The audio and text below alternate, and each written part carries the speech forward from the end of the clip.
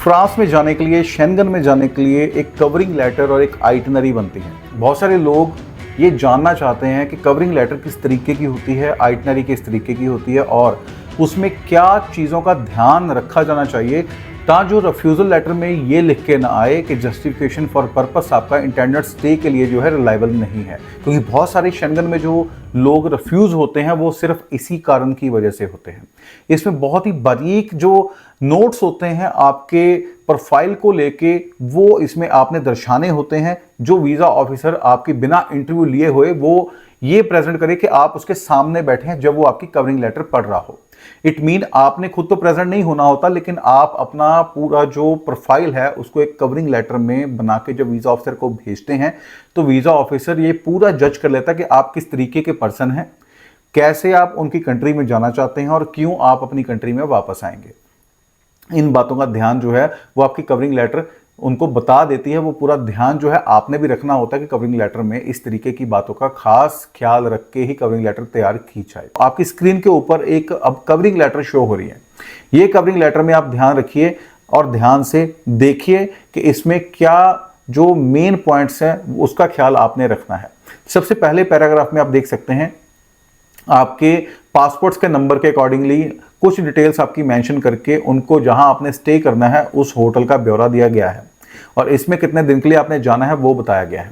Business का paragraph होता है कि यानी आप क्या करते हैं और आप जॉब कर रहे हैं, आप गवर्नमेंट एम्प्लॉय हैं, प्राइवेट एम्प्लॉय हैं, या आपका सेल्फ एम्प्लॉयमेंट में बिजनेस है, प्रोप्राइटरशिप पे है, पार्टनरशिप पे है, या आप एग्रीकल्चरिस्ट हैं, आप कमीशन एजेंट हैं। इस तरीके से आप किसी भी तरह का आप अपना जो बिजनेस है वो इस पैराग्राफ में बता सकते हैं कि ये आपका बिजनेस है, कब से चल रहा है, इसका रजिस्ट्रेशन नंबर क्या है और ये क्या ऑनलाइन गूगल पे चेक हो रहा है कि नहीं हो रहा है तो उसका यूआरएल नंबर क्या है। फाइनेंशियल्स यानी कि आपके पास कितने पैसे हैं, ट्रिप के लिए आप कितने पैसे स्पेंड करने वाले हैं, आपके बैंकिंग में क्या है, एफडीज में क्या है, आपके म्यूचुअल फंड्स में क्या है, आपके पास कितनी प्रॉपर्टी है, कितना आपके पास इंडिया में जो सारे एसेट्स का एक जो चिट्ठा है जो आपने अपनी सीए रिपोर्ट तैयार की है उसको आपने सेकंड पैराग्राफ में कवरिंग लेटर में लिख दिया है। बहुत सारे जो पॉइंट्स होते हैं उसमें फैमिली टाइज का पॉइंट बड़ा इंपॉर्टेंट होता है सारे देशों के लिए जहां भी आप अपना वीजा अप्लाई करना चाहते हैं। फैमिली टाइज क्या होती है? फैमिली टाइज है यानी कि आप वापस क्यों आएंगे, आपके जो पीछे क्या कुछ फैमिली मेंबर्स रह रहे हैं जिनको आप छोड़ के जा रहे हैं। आपके हो सकता है पेरेंट्स हों, आपके हो सकता है बच्चे हों, आपके हो सकता है आप अकेले जा रहे हो, वाइफ आपके यहाँ हो, या वाइफ जा रहे हैं और हस्बैंड यहाँ पे हो। इस तरीके से आपने अपनी जो है फैमिली टाइज को वहां पे बताना है कि आपके फैमिली मेंबर्स में जो आपके फर्स्ट ब्लड रिलेटिव हैं वो क्या करते हैं। और इसके अलावा प्रॉपर्टी भी फैमिली टाइज में काउंट होती है। आपके नाम पे कितनी करोड़ की प्रॉपर्टी है, कितने लाखों की प्रॉपर्टी है, क्या क्या बनाया हुआ है आपने अपने यहाँ पे, तो वो सारी चीज़ों का जो है ब्यौरा आपने इस पैराग्राफ में ही देना होता है।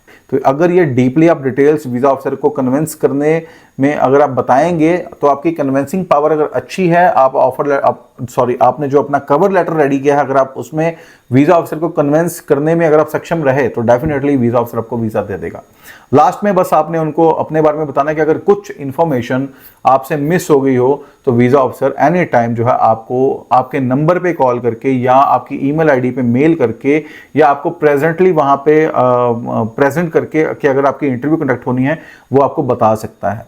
और आप वीज़ा ऑफिसर की रिस्पेक्ट करते हैं, उनके डिसीजन की आप रिस्पेक्ट करते हैं जो आपके फेवर में भी हो सकता है या आपके फेवर में नहीं हो सकता है।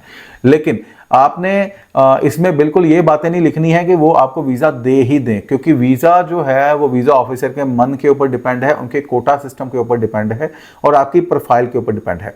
अच्छी प्रोफाइल होगी तो अच्छी प्रोफाइल के अकॉर्डिंगली आपका कवरिंग लेटर अच्छा बनेगा। अच्छे कवरिंग लेटर के साथ आपका ट्रैवल प्लान अगर अच्छा हो तो डेफिनेटली आपका वीज़ा ग्रांट होगा। आइटनरी की बात कर लें। आइटनरी क्या है? आइटनरी है डे वाइज जहां आपने जाना है।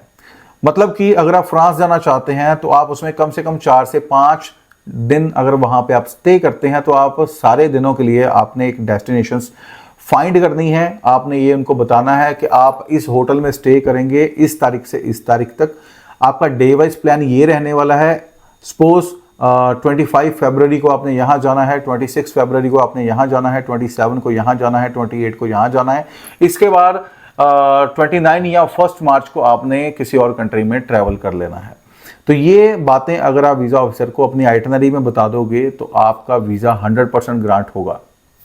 इसके अलावा अगर आपको ये वाली वीडियो अच्छी लगी है और आने वाली अगली वीडियो में आप जानना चाहते हैं कि bank balance, income tax returns किस तरीके की होनी चाहिए और इसके अलावा फॉर्म कैसे भरा जाना चाहिए, तो इस टॉपिक्स पे जो है शेनगन को लेके बहुत सारी वीडियोस इस पेज पे, इस चैनल पे आने वाली हैं। आप और वीडियोस देखने के लिए आप स्क्रीन के ऊपर जो हमारे चैनल का सब्सक्राइब का बटन आ रहा है उसको सब्सक्राइब कर लीजिए। और हाँ, और सारा जानकारी लेनी है, आपके जो स्क्रीन के ऊपर एक नंबर फ्लैश हो रहा है उस नंबर पे आप कॉल करके जो है हमारी कंपनी में हमारी टीम के साथ आप कांटेक्ट कर सकते हैं।